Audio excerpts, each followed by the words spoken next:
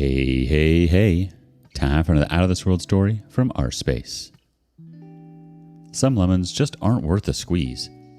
Today on rSpace, OP's ex traded him in for a fixer-upper and some phony friends, but she didn't read the fine print about upgrades and downgrades. My ex replaced me with a fair partner and our former friends ghosted me. Just need to vent, as writing here is more cathartic than talking to a therapist. My ex and I used to live in an upscale part of SoCal that has its fair share of wannabe Real Housewives or even Stepford wives. I generally avoided the type, however, my ex met some women through a charity auction and she started spending a lot of time with them. I couldn't stand them due to their greed and vanity, but I tried to play the role of dutiful husband and to make her happy. I started integrating myself into the group of husbands married to these troll-ups. I found 2 or 3 of them were guys with whom I had something in common, and we would have fun telling stories about our younger days over a cocktail or a barbecue. We ended up going on a number of trips to Europe, Hawaii, and Mexico with some of these couples before COVID. Sometimes we would stay local and rent out a block of rooms at a beach hotel for an easy staycation. Once some of the restrictions were lifted during COVID, we immediately booked a block of rooms at this hotel and celebrated our freedom. We had such a great time that we promised each other that we would go back annually and revisit that memory, which we did twice more. 2 years ago, my ex had a midlife crisis and decided to buy a classic car that she'd always wanted growing up. It barely ran, but she joined a car club where the car owners would meet on Saturday mornings for coffee. Then they would drive their cars in a parade to a different location. Since I'm not a car guy and didn't want to spend my weekends talking to mechanics figuring out how to keep an old car running, I told her that it was a hobby that we weren't going to share. I knew it was just going to be a money pit that made no sense to me, especially since our kids were about to head off to college. But I didn't draw a line in the sand as it was her dream car, so I supported the dream. Unfortunately, she went ahead and bought the car, then started plowing thousands of dollars in upgrades and maintenance into the car to keep it running. I saw the bills and paid them, but she told me that she was getting great deals on parts and labor due to referrals from her car club, especially one guy, we will call him Carlos, that she said adopted her into the club. After a few months of car club weekends, I realized that she was arriving home later and later on her Saturdays while her phone behavior also changed. Up until that point, we had an open phone policy, but one day I tried to take a phone call with her phone, but she had changed her password. Her excuse was that another of the wives was having problems with her husband and my ex was providing confidential advice that my ex didn't want me seeing in case I talked to him.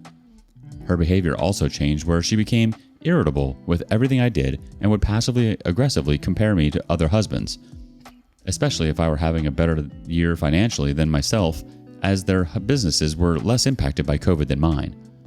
We had been through down cycles in our relationship before. We had both cheated early in our marriage, but with counseling had worked through it and had forgiven each other 20 years before. But the combination red flags were next level. I decided to start snooping. The next Friday night, I planted a GPS tracker on her car. Next morning after she left for car club, I logged into our family plan and started looking at her phone and text activity. Lo and behold, there was a new phone number that was spiking activity. I paid for a name lookup service and found Carlos's full name and home address. I had some lunch, then watched the GPS on her car drive to Carlos's house, where she spent the afternoon effing her new boyfriend. I debated about confronting her when she got home, but instead I played sick and moved into a different bedroom, noting I didn't want to infect her with my virus. She shrugged and didn't say a word, which said volumes. I started separating money and went full gray rock for the last few months, opting to wait for our last child to leave the nest for college. She did come into my room a few times for sex. For some reason, I decided that I was only going to have anal with her thereafter, because anal wasn't her favorite. But she would usually orgasm more intensely from the experience, so she never complained. Aftercare was always awkward, as she would usually just get up and head back to her room, probably enjoying the thrill of having come in various orifices from her husband and her boyfriend. Once our last child was settled into his dorm at college and we got back home, I sat her down and told her I knew she had a boyfriend and that I would be filing for divorce. She was in shock and denied it, but I gave her Carlos's address and the GPS log of time spent at that location, and her face went pale. She stammered and explained that she would park at his house and that they would walk to a coffee shop a mile away for exercise. I told her to stop making excuses and just to own up to it, but instead she decided to blame me. She turned the tables on me and started telling me that if she did cheat, then she had a good reason to cheat because I wasn't as good a provider as the other husbands in the group, and that if we divorced, all of the women in the group would force their husbands to ghost me, leaving me friendless. I called her bluff, believing that some of the guys actually had balls and would be there for me. Later that day, I moved out and then filed for divorce the following week. I settled into my new apartment and reached out to a couple of the guys in the group that I was close to. They were initially sympathetic, but as she predicted, within 2 weeks I had been completely shut out of my friend group as the men lived in fear of their wives. She bought me out of the house and we settled the divorce relatively quickly. We managed to spend a Christmas together with our kids that first year. I stopped following social media of my former friends as they were dead to me and decided to start rebuilding my life from scratch. I started an exercise and diet routine that transformed me back into my college body while I reconnected with old friends and started making new ones. I have dated a few nice ladies and have had some memorable one-night stands, but haven't yet met anyone that I'm going to settle down with anytime soon. We split the kids over the holidays this year, and it went smoothly. My eldest son came home from college over Easter break to visit his girlfriend. He spent Easter with my ex. It isn't a big holiday for me. And the next day he told me that my ex had introduced her new boyfriend to him, and amazingly enough, it was Carlos. I assumed she had been sneaking around with him due to her wanting to maintain appearances of not being a cheating whore, but I guess she decided that a year was enough to make it official. I wasn't surprised by it, but curiosity got the best of me last night because I realized that our annual staycation at the beach was this past week. I logged onto social media last night and found a picture wall from one of the women that hadn't blocked me. Sure enough, the entire group of couples was at the hotel and my ex and Carlos were featured in the middle with her showing off her new engagement ring in the photos. I have done a lot of work over the past 2 years in processing the end of my relationship, but I have to admit, seeing him living my life with my ex and my friends was a punch in the gut. Not a knockout blow, mind you, but it was enough of a trigger to let me know that I still have a little work left to be done before I've healed completely. Kudos to her for finally finding a use for that classic car other than draining your wallet. Apparently, it was great for driving straight into Carlos's arms. And isn't it charming how your supposed friends folded like cheap lawn chairs at the first sign of marital discord?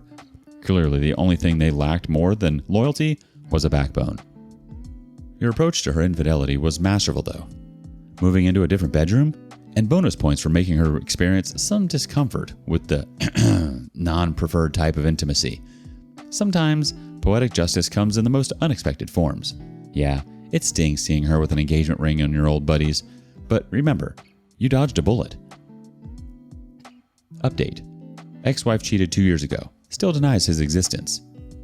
So I posted my story about how my ex-wife met a guy through a car club while we were married.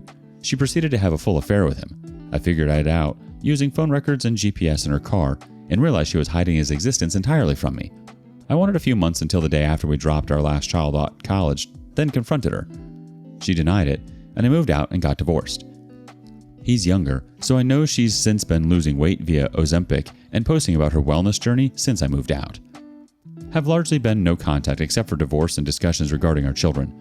One of our kids had a graduation last week and we had to attend the same ceremony and celebrations. I vowed to be kind and grey rocker while outwardly posing to be the happy former couple who get along. For some reason, we ended up sitting next to each other during the walkthrough ceremony and had an hour to kill before the activity started. She started asking personal questions about my life, which I largely evaded. It's important to note that over Easter break, she introduced her affair partner to our children. They told me about him and asked if I knew about him, which I answered yes without providing more information to them. Since we had time to kill, I asked if my ex was happy with her boyfriend. She immediately went into a long denial about the relationship and said he was just a friend. I laughed and pointed out that she had been dating him for more than 2 years at this point, and if I was him, I would be pissed at not being called a boyfriend. She started getting emotional and choked up and said she had a lot of regrets about the choices she made and doesn't like how life turned out. I asked her to be specific about what choices she regretted making, but she went quiet. I ended the conversation feeling pity for her. She's been living a lie for so long that she literally has no concept of the truth of our demise, nor will she take any responsibility for her role in the same. I drove home feeling like a winner for the first time in this whole situation. It gets better. Now let's see what the community thinks. First up, tell your kids about her affair. They're old enough now. If I was in your shoes, I would just tell them that I need to be honest with you. This was the reason for the divorce, and I am telling you only now because I wanted you not to be negatively affected while you were still living at your home. She is still your mother, and I am still your father, but she is no longer the woman I fell in love with and got married to.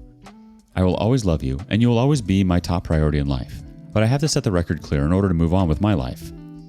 Let them decide how to move things forward with your ex. This is good. We're doing some time together on a trip in 3 weeks. Good time to drop that bomb on them. Someone else chimes in. Soon she will actually regret her actions and try to come back. Stay strong and let her deal with her own effed up life. Someone else wants to say, a classic case of where the cheater finds out the grass isn't greener on the other side of the fence. Her response to the questions about her relationship with the affair partner is code for, the new wore off and he's not what I thought he was. And you know what? Tough crap. She deserves every bit of humiliation and disappointment that comes her way. She threw away a marriage over a stupid fantasy, and now she regrets it because reality set in. Too bad.